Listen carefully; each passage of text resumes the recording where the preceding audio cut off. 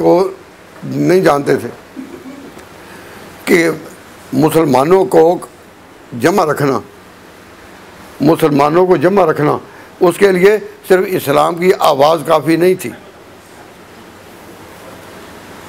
अरबों पर जो काबा का रोब था, काबा किन के पास था? मक्के वालों के पास। काबा किन के पास था? हजूर तो मदीना के थे, वफ़ात मदीना में हुई, सल्तनत मदीना थी, इसके ताजदार यहीं थे। लेकिन अंसार ने ये बात ना सोची कि हम अगर अपने में से किसी को जानशीन रसूल बना लें तो उसके साथ वो जो काबा की निस्बत है और काबा वो तो नहीं ना रहेगी। तो जानशीन रसूल तो वो होना चाहिए कि जिसकी काबा की निस्बत भी कायम हो, ताकि उसकी हैबत से और उसके रोब से सल्तनत चले। इसीलिए हुजूर अकरम सल्लल्लाहु अलैहि वसल्लम फरमाया था अल अइम्मतु मिन कुरैश, कि मेरे बाद जो अइम्मा हों, जो कौमों की इमामत करने वाले हों, वो काबा के मुतवल्लियों में से हों, तो उसकी हैबत से सारा अरब दबेगा। क्यों?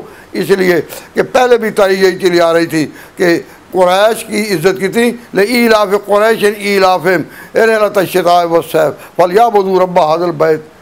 जब अरबों के तिजारती काफ़िले चलते थे और डाकू पड़ते थे, लेकिन अगर पता चल जाए कि ये काफ़िला काबा के मुतवल्लियों को है, डाकू पीछे हट जाते थे। डाकुओं के दिलों में भी हुजूर का इज़्ज़त और एहतराम थी, हुजूर का नहीं, यानी काबा की इज़्ज़त और एहतराम थी।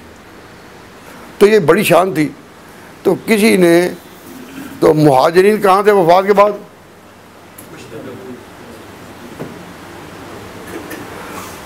मस्जिद मदीना में, हुजूर की मस्जिद में। और अंसार कहाँ थे?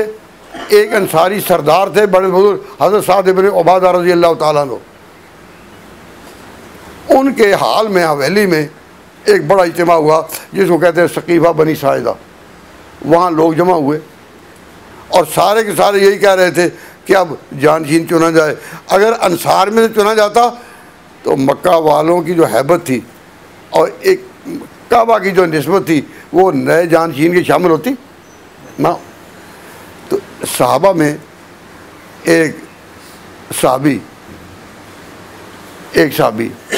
हज़रत नोमान, वो कहीं वहाँ से गुजरे तो उनको पता चल गया कि ये तो बड़ा इज्तिमा हो रहा है और अंसार ये सोच रहे हैं।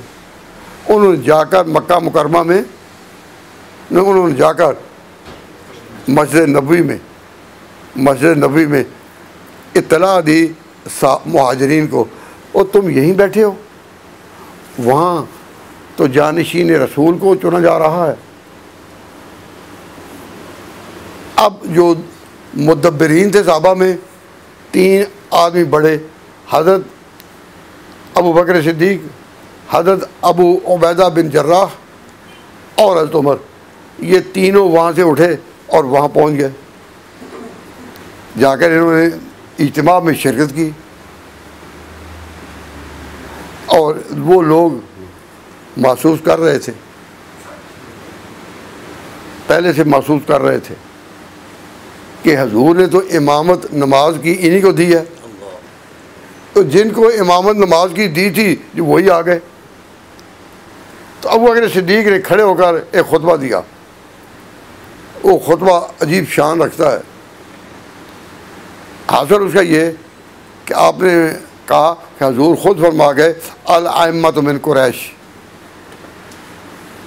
तो फरमाया कि अइम्मा जो हैं वो तो होंगे कुरैश से, अलबत्ता अंसार तुम हमारे वज़रा बनो, लेकिन जो जानशीन रसूल हो वो कुरैश में से होगा।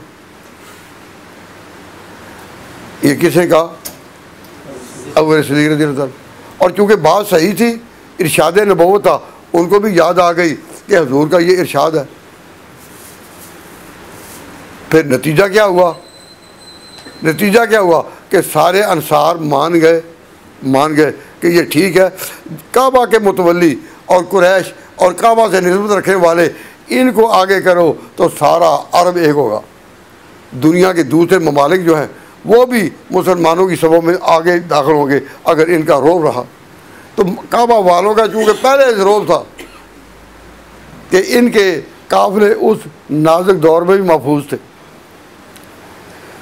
अब भी मुसलमानों का अरबों से कितना इख्तलाफ क्यों ना हो जाए किसी मसले में, हालात का, लेकिन जब काबे का नाम आ जाए तो सब के दिल अजमत में झुक जाते हैं या नहीं। पूरी दुनिया में हज़ारों मीलों के फासले पर भी जब मस्जिद बने तो इसी की पाबंदी के काबा की तरफ, काबा निशान काबा का हो। मालूम हुआ काबा मुसलमानों के दिल में बसता है। तो अंसार ने मान लिया कि हाँ। तो हज़रत अबू बकर सिद्दीक़ रज़ी अल्लाह ताला ने कहा कि मेरे नज़दीक जो शख्स कवी है और मामलात को पूरा समझता है वो है हज़रत उमर। तो मैं इनका नाम पेश करता हूँ कि इनको हम खलीफा चुन लें। उन्होंने ये समझा कि जो रूहानी दर्जा है मस्जिद की इमामत वो तो मैं करता रहूँ, लेकिन सल्तनत के उमूर जो दौड़ भाग के ताल्लुक वो ये कर लें। तो उन्होंने हज़रत उमर का नाम पेश किया।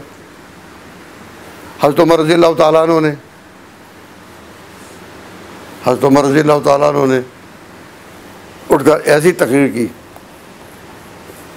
एक ही बात में उन्होंने इस तजवीज़ को मुस्तरद कर दिया और कहा हज़रत उमर को कि कुरान में सानिया सनैन हजूर के साथ दूसरा खुदा ने तुम्हें कहा है या मुझे कहा है। कुरान सबके सामने है, उसमें सानिया सनैन जो कहा गया मुझे है या तुम्हें। इसका जवाब हज़रत उमर के पास कोई नहीं था। खुद तो नहीं कहते कि मैं ही हूँ, लेकिन चुप हो गए। तो हज़रत उमर रज़ी अल्लाह ताला अन्हु ने फिर कहा हाथ बढ़ाइए, मैं आपके हाथ पर बैत करता हूँ। आप तो मुझे खिलाफत के लिए कहते हैं, मैं आपके हाथ पर बैत करता हूँ। तो मैं पूछता हूँ आपसे कि हज़रत अबू बकर सिद्दीक़ रज़ी अल्लाह ताला अन्हु की बैत अपनों के इज्तिमा में हुई, मुहाजिरीन में और मस्जिद में जो पहले से उनके साथ थे, या उस इज्तिमा में हुई जो एक मुतबादिल तजवीज़ के साथ जमा हुआ था? क्यों जी? तो कमाल तो ये है कि हज़रत अबू बकर खलीफा चुने जाएँ, लेकिन खलीफा चुने जाएँ उस माहौल में कि जो जमा हुआ है अंसार में से खिलाफत चुनने के लिए। तो अगर ये कोई होता, साजिश होती, जिसे कहते हैं जी हक हज़रत अली का था और ये तो साजिश थी जिस पर अबू बकर ने कब्ज़ा कर लिया, तो मैं ये कहता हूँ अगर ये साजिश होती तो साजिश अपनों में होती है या गैरों में? और साजिश चुपके से होती है, अंधेरे में मशवरे होते हैं। मुसलमान अपनी तारीख में कोई अंधेरे की पैदावार नहीं है। तो अगर ये साजिश होती तो फिर उनका इंतखाब कहाँ अमल में आता? अपनी जगहों में।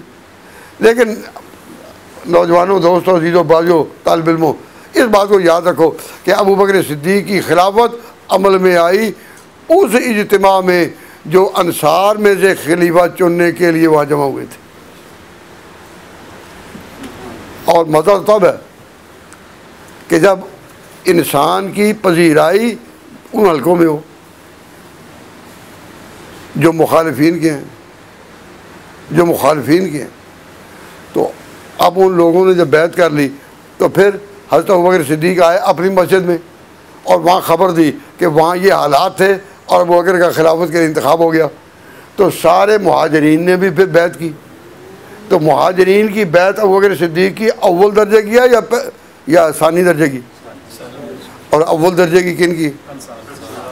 अव्वल दर्जे की बैत अंसार की है अबू बकर के साथ, और दूसरे दर्जे में मुहाजिरीन की है। अब जिसकी खिलाफत इतनी मासूम हो, इतनी पाकीज़ा हो, इतनी पुरलुत्फ़ हो कि उसमें साजिश का कोई शैबा तक नहीं, तो मैं कहा करता हूँ भाई अगर इससे पहले हजूर का कोई इरशाद हो गया था कि खलीफा अली हों, तो इस मौके पर कोई शख्स तो कह सकता था ना कि अगर अंसार में से नहीं, अंसार में से नहीं, कुरैश में से चुनना खलीफा तो फिर अली को चुनो। किसी ने नाम लिया नहीं, और उस वक़्त नाम की ज़रूरत थी या नहीं? ये हिला तो किया जा सकता था ना। इससे पता चला कि उस वक्त तक ये कहीं तसव्वुर में भी नहीं था कि हजूर गदीर ख़ुम में हज़रत अली को खलीफा बना गए। अगर खलीफा बना गए होते तो वो वक्त था कि कोई तो आवाज़ उठाता कि अगर अंसार में से खलीफा नहीं तो फिर खलीफा वही होगा जो गदीर ख़ुम में। किसी ने कहा नहीं। तो ये पता चल गया कि खिलाफत अबू बकर सिद्दीक़ की किन हालात में अमल में आई। समझ आ गई ना कि नहीं समझ आई? किन हालात में वो अमल में आई मैंने आपके सामने। और मुसलमानों में बैत में तो ताख़ीर हो सकती है, वोटिंग में ताख़ीर हो सकती है, लेकिन नमाज में ताख़ीर नहीं हो सकती। नमाज तो वक्त पर आना ही है। जो ही नमाज का वक्त आया तो नमाज में इमामत फिर वही जो हजूर ने कायम की थी। हज़रत अबू बकर सिद्दीक़ रज़ियल्लाहु ताला अन्हु ने अबू बकर को इमाम नमाज मुकर किया था तो नमाज के लिए कौन खड़े हुए? और जिन्होंने बैत की और जिन्होंने अभी तक नहीं की वो तो हज़ारों थे ना, बहुत बड़ा इज्तिमा था। अभी बैत कर रहे थे लेकिन नमाज का वक्त आ गया तो सब ने उनके पीछे नमाज़ पढ़ी। और उनके पीछे नमाज पढ़ने वालों में हज़रत अली भी थे, हज़रत अली भी थे। मैंने एक जगह ये बयान किया कि हज़रत अली भी थे, तो ना मानने वालों ने उल्टा कर के कि कहाँ खड़े थे कि हज़रत अली अगर वहाँ थे तो कहाँ खड़े थे? तो मैंने कहा हज़रत खालिद बिन वलीद के दाईं तरफ। तारीख़ ने उस जगह को भी महफूज कर दिया। हज़रत खालिद बिन वलीद के दाईं तरफ खड़े थे। अब क्या अच्छा, मैं तुम तो अब ताज्जुब इसको करते हो, लेकिन सारी उम्मत का ये इजमाई मसला है कि नबी पाक सल्लल्लाहु अलैहि वसल्लम का दीन जो है आफाकी है। आफाकी का माना ये सिर्फ ये सारी दुनिया के लिए है, सारी कायनात के लिए है, या अपने फैमिली के लिए? तो कुछ लोग अकीदा करते हैं कि नबी करीम का दीन आपके बाद चलेगा अहले बैत से, फैमिली ऑफ द प्रॉफिट। और मुसलमान पूरी दुनिया में इसी बात पर डटे हैं कि हुजूर का दीन यूनिवर्सल है, यूनिवर्सल है, covering all the zone of the world and all the time to come and covering all the walks of life. हुजूर का दीन यूनिवर्सल है या मकामी है? तो अगर ये कहें कि नहीं मकामी, तो हम पूछते भी फिर तुम ही बताओ कि नबी पाक सल्लल्लाहु अलैहि वसल्लम बाद हिदायत किससे फैलेगी? क्या मतलब? मैंने कहा हजूर का सबसे बड़ा रिश्ता किससे था? हजूर का वफ़ात के वक़्त सबसे बड़ा रिश्ता किससे था? जवाब हज़रत फ़ातिमा से। हज़रत फ़ातिमा उनकी बेटी थी और यहाँ तक फरमाया कि फ़ातिमा मेरे जन्नत का टुकड़ा है। किसकी शान में कहा? हज़रत फ़ातिमा। तो हज़रत फ़ातिमा नबी पाक सल्लल्लाहु अलैहि वसल्लम के बाद कितना अर्सा दुनिया में रही? 6 महीने, और वो भी बीमार, 6 महीने बीमार रही। अब अगर जानिशीनी रसूल ख़ानदान में चलनी हो तो फिर अल्लाह ताला क्या इस पर कादर नहीं थे कि हज़रत फ़ातिमा को लंबी उम्र दे देते? वो अपने वालिद के दीन को दुनिया में फैलाती। तो अल्लाह ने हज़रत फ़ातिमा को कितना वक़्त दिया? भाई समझा रही है? हज़रत फ़ातिमा कितना अर्सा हजूर के बाद रही? 6 महीने। और हज़रत आयशा सिद्दीक़ा उम्मुल मोमिनीन वो कब तक रही? निसफ सदी। हजूर के बाद निसफ सदी तक वो ज़िंदा रही और पूरी दुनिया में कुरान और हदीस का दर्ज देती रही। दुनिया में इल्म फैलाया उम्मुल मोमिनीन ने, दुनिया में अमल फैलाया और झंडे लहराए उमर बिन ख़त्ताब, उस्मान गनी ने, और रूहानियत के मकाम को कायम रखा हज़रत अबू बकर ने। और अकीदा ये दिया कि मुसलमानों जो इमामत है वो तो कौमी दर्जे की है, लेकिन एक दर्जा मोहब्बत का भी होता है। मोहब्बत वो क्या कि अहले सुन्नत वल जमात वही हैं जिनकी अहले बैत से मोहब्बत हो। तो मोहब्बत किन की? अहले बैत की। और इमामत किन की? सहाबा की। ईमान माँ, इस्लाम माँ, चीस्त इस्लाम माँ इस्लाम मा इताअत खुलफाए राशिदीन, ईमान मा मोहब्बत